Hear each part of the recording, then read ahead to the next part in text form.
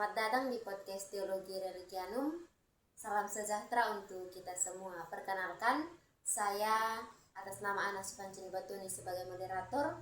Bersama saya telah hadir dua narasumber kita, yaitu saya Sinja Safira Sana sebagai narasumber 1 dan saya Endang Sisilawati Nataliana sebagai narasumber 2.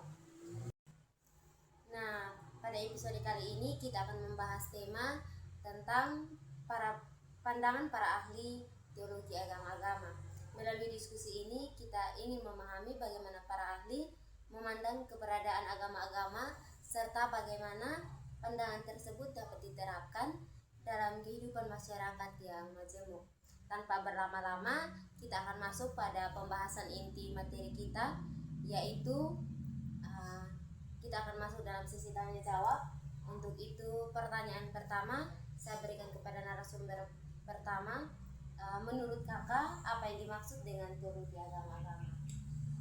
Dari kakak, menurut saya yang dimaksud dengan teologi agama-agama adalah cabang teologi yang membahas bagaimana agama Kristen memahami keberadaan agama-agama lain.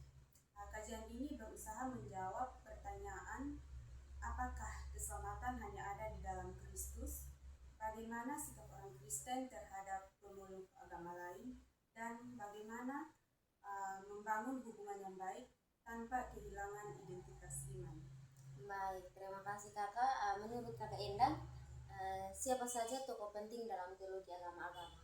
Baik kak, yang saya pelajari dalam religium agama-agama, tokoh yang terkenal yaitu Karl Barth, Karl Rahner, John Hick, Paul Kidner, dan Job Pius.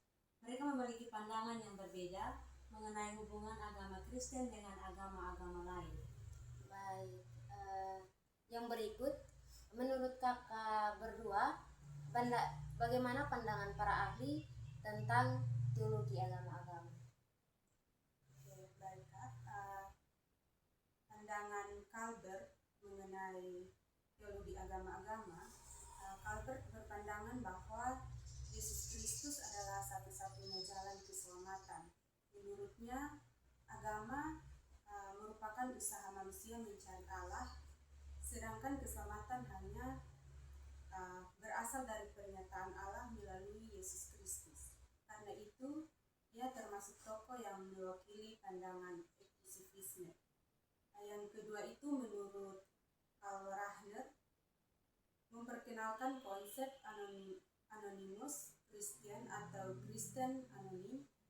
Menurutnya, seorang yang belum mengenal Kristus tetapi hidup sesuai kehendak Allah dapat menerima kasih karunia Allah. Pandangan ini disebut inklusivisme karena tetap mengakui Kristus sebagai sumber keselamatan, namun keselamatan Allah dapat bekerja di luar gereja.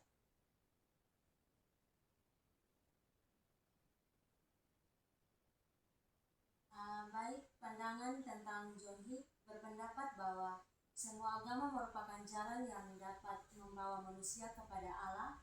Ia menilai bahwa agama-agama besar sama-sama membantu manusia mengalami perubahan hidup menuju kasih dan kebaikan. Pandangan ini dikenal sebagai pluralisme agama.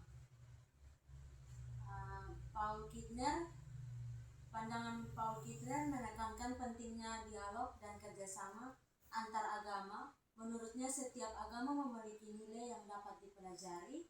Fokus utama bukan memperdebatkan siapa yang paling benar, tetapi bekerja sama menghadapi persoalan kemiskinan, ketidakadilan, konflik, dan kerusakan lingkungan.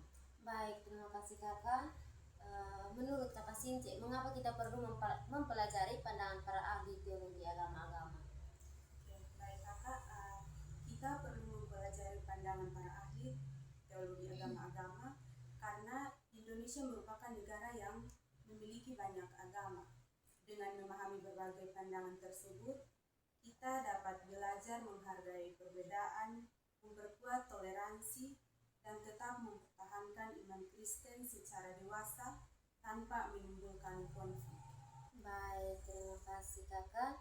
Menurut kakak Endang, apakah dialog antar agama berarti semua agama itu sama? Tidak Kak, dialog antar agama bukan berarti menyamakan semua ajaran agama. Dialog bertujuan saling memahami, menghormati, membangun perdamaian dan bekerja sama dalam kehidupan bermasyarakat tanpa harus menghilangkan keyakinan masing-masing.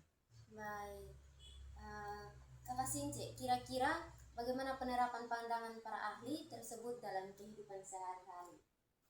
Dari yang saya ketahui, penerapan pandangan para ahli antara lain ada menghormati pemeluk agama lain, yang berikut tidak memaksakan keyakinan, aktif dalam kegiatan sosial bersama, menjaga kerukunan dan juga tetap teguh dalam iman Kristen sambil menghargai perbedaan. Baik, Kakak berdua, terima kasih atas pemaparan materi hari ini. Kira-kira dari Kakak berdua, apa kesimpulan dari pembahasan materi kita hari ini? Baik Kak, pandangan para ahli menunjukkan bahwa terdapat berbagai cara memahami hubungan agama Kristen dengan agama-agama lain. Ada yang bersifat inklusif maupun pluralis. Perbedaan tersebut mengajarkan kita pentingnya berpikir kritis, menghargai keberagaman, dan membangun dialog yang damai di tengah masyarakat Indonesia.